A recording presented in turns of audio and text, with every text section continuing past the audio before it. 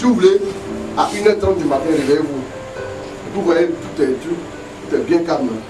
Et puis tu te recouches jusqu'à 6h. Quand tu es réveillé, c'est un jour comme un autre. Mais à 1h30, on répète la même scène. À 1h30, tu lèves, tu pries avec ferveur. Matin, ce n'est pas un jour comme les autres. Matin, ce n'est pas un jour comme les autres. C'est un jour glorieux que tu vas voir se lever. Pourquoi c'est comme ça? Elle dit, Dieu a tout mis à ta disposition. Mais c'est à toi d'y entrer. Par la grâce. Oui. Tant que tu vas regarder certaines choses autour de toi, je te dis que tu vas plus rester au même stade. Je me suis rendu compte que le Seigneur m'a dit un jour que l'homme, c'est un peu comme un élastique. Élastico. Un peu comme un élastique. Ça veut dire que tu vas t'allonger en fonction de la force de celui qui tire. Et la force qui tire, c'est ta volonté. C'est ta volonté qui va étendre les choses. Il y a des gens qui pensent qu'ils ne sont bons que pour 30 minutes de prière. Voilà pourquoi quand tu atteins 30 minutes, tu sens même que ton corps commence à subir la douleur, te dit c'est bon. Tu arrêtes. Parce que dans ta tête, tu es programmé pour 30 minutes. Ce n'est pas une grâce 30 minutes Dieu m'a donné. Non. Vous comprenez? C'est parce qu'ils ont fini par penser. Comme ils sont habitués à prier 15-20 minutes. Ils ont fini par penser que juste pour que leur journée soit belle, ils ont juste besoin d'une prière qui dure 15 minutes. Mais écoutez, quand vous prenez une marmite, plus la marmite dure au feu, plus elle devient brûlante. Mais moins dure, la même manière, ça n'a pas duré au feu, ça va vite le refroidir. Vous ne savez pas que quand vous priez, vous prenez beaucoup d'énergie. Et dans le domaine spirituel, c'est l'un des rares domaines où on n'est jamais définitivement rempli. Une marmite sera remplie, ça va baisser. Le reste, la quantité d'eau que vous allez continuer de mettre, ça va servir à rien. Mais un être humain, quand il évolue spirituellement, il n'a pas de limite. Voilà pourquoi Jésus a dit, le vent souffle, on ne sait pas où il est quitté, on ne sait pas où il va. Ainsi en est-il de celui qui est né de l'esprit. Ce qui est né de l'esprit est esprit, ce qui est né de la chair est chair. Tu veux rester dans la logique de la chair, tu vas être maintenu dans la chair. Bien aimé, il est important de comprendre.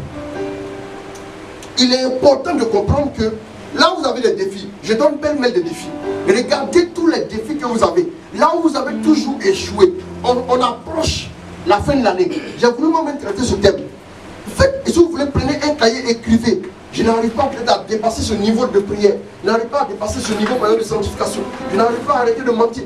Écrivez tout. Et devant chaque chose que vous n'arrivez pas à faire, la grâce vous a été déjà donnée. Donc, quand vous allez calculer le cumul de grâce que vous avez reçu là, c'est en faisant ça que c'est vous le juge. Vous avez trop reçu. Donc, il vous sera beaucoup demandé. C'est la logique. Voilà pourquoi on va te demander consomme ce que tu as. La Bible dit que la manne, on devait la manger chaque jour. La manne du jour ne doit pas rester pour le lendemain. Chaque jour suffit sa peine. Il y a une grâce pour chaque jour. Aujourd'hui, les défis que tu vas rencontrer, Dieu les connaît. Voilà pourquoi va d'abord dans sa présence. Quand tu ne branches pas le chargeur à la prise du secteur, le portable ne peut pas recevoir de l'énergie. Pourtant, on a une journée pleine, une journée chargée. Mais si le portable se décharge en chemin, vous savez quand le portable venait d'arriver, le système pour charger le portable, les gens prenaient, ça prenait au moins 3 heures. Gourou, non seulement les gourous, et puis on va le brancher après 3 heures. Non. Souvent, il y en a qui branchent le portable de 22h à 6h. Elle continue à clignoter. Mais quand il est chargé, il fait des jours. Laissez-moi vous dire une chose. Pourquoi le portable faisait des jours? Tout simplement parce que il y a certaines caractéristiques qu'il n'avait pas.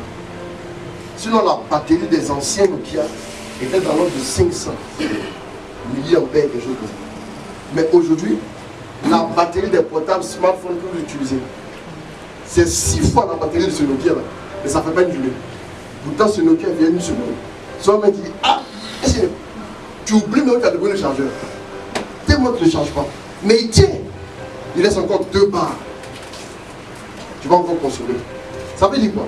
Ça veut dire en réalité, plus ta mission est grande, plus tu as des grandes choses, l'énergie doit être plus importante et régulière. Tu dois régulièrement prendre de l'énergie en Dieu. Mais si tu es juste baptisé, si ton appel c'est juste évangéliser ta soeur, ta petite soeur, ou ta grande soeur, ou une soeur de ta famille, il y en a 6 personnes, tu n'as pas besoin de beaucoup plus jeûner. Non.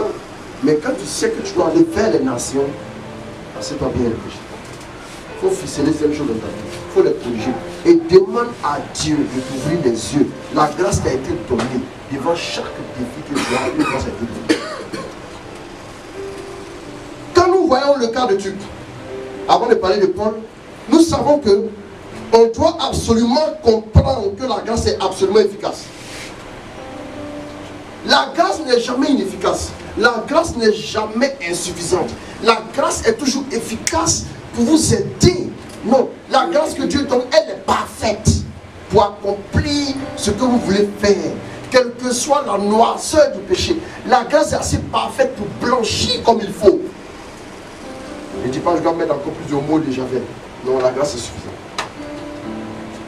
Comme la grâce, écoutez bien, il y a 2 choses à comprendre. La grâce qui est libérée, là où le péché a abondé, Romains 5 fait, la grâce, comme on est précis, la grâce a surabondé. Je vais vous dire une chose, j'explique. Quand vous prenez une bouteille, vous venez, vous puisez de l'eau dans un robinet, quelle quantité, un peu de mathématiques, mais c'est un exercice ultra facile. Quand vous venez prendre de l'eau dans un robinet avec une bouteille, quelle quantité chaque bouteille prendra? Si le professeur va vous poser la question, vous direz simplement, chaque bouteille prendra selon sa contenance. C'est pas ça? Tu as 2 litres, tu prends 2 litres, tu as 3, 10 litres, c'est facile à résoudre. Amen. Mais cependant, le robinet qui est là, il n'est pas épuisé. Le robinet qui est dans ta maison, tu as un robinet de gaz dans ta maison. Mais c'est quand tu viens avec la volonté et avec le cœur ouvert à un certain niveau que tu auras la quantité qu'il faut. Si par exemple tu as un gros péché, mais ton cœur est légèrement ouvert, la grâce a surabondé dans ta vie, mais l'activation dans ton cœur est très très petite. Parce que ton cœur est juste légèrement ouvert pour en sortir. Donc la petite grâce que tu reçois dans ton cœur là pourra faire un petit travail dont tu ne pourras pas en sortir. Tu penseras que Dieu n'a pas donné la grâce. Mais c'est toi ton cœur qui n'est pas ouvert. Est-ce que vous avez compris ce que j'ai expliqué? Vous avez compris?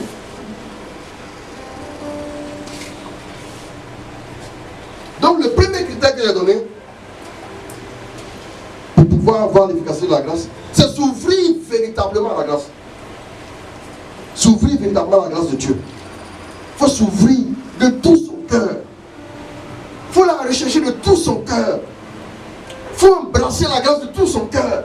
Il faut la recevoir non pas une partie de son cœur, mais toute. Voilà pourquoi je vous dis que quand vous allez dans la présence de Dieu, pleurez.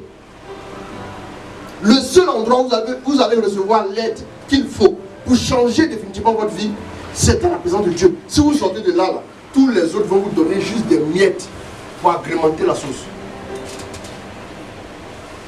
Moi j'ai vu des gens qui ne sont pas capables de pleurer dans la présence de Dieu, mais qui sont capables d'aller se mettre à genoux devant des gens dans des bureaux et s'humilier devant des gens. Mais non, justement ils n'ont rien compris. Voilà pourquoi leur vie n'est que peine, frustration. Isaïe 2, verset 22, lis-moi ça.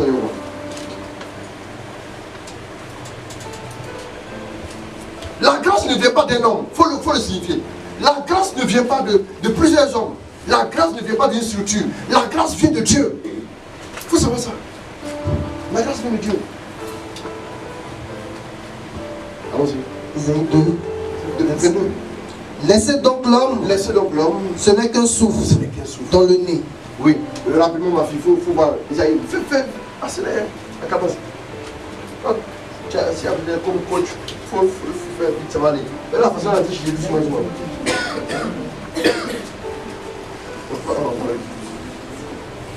Isaïe 2, 22.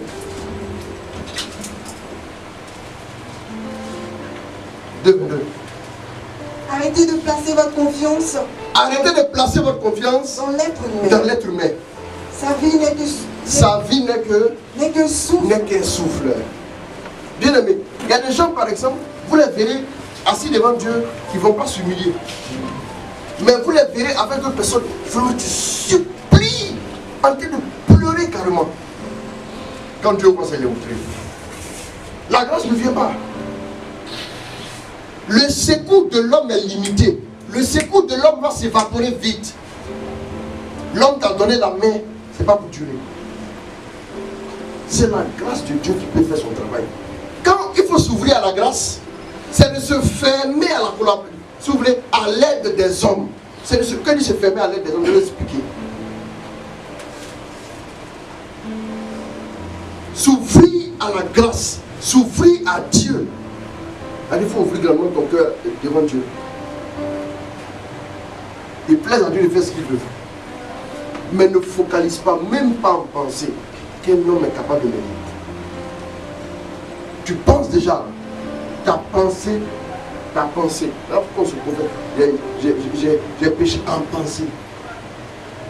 Même ta pensée déjà. Quand tu penses que l'homme va t'aider, la pensée va réduire la porte d'entrée de la grâce. Tu penses, il y a un autre silo aussi va m'aider. Ça réduit un peu encore la porte de la grâce. Ah, lui aussi peut m'aider. Ça réduit encore. Ah là, je l'avais oublié même.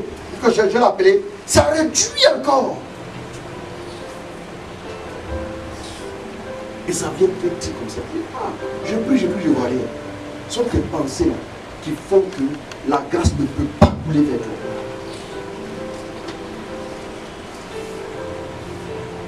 Je dis, il n'y a rien à l'échelle de l'univers que la grâce ne puisse pas résoudre. La grâce de Dieu, non, il n'y a rien.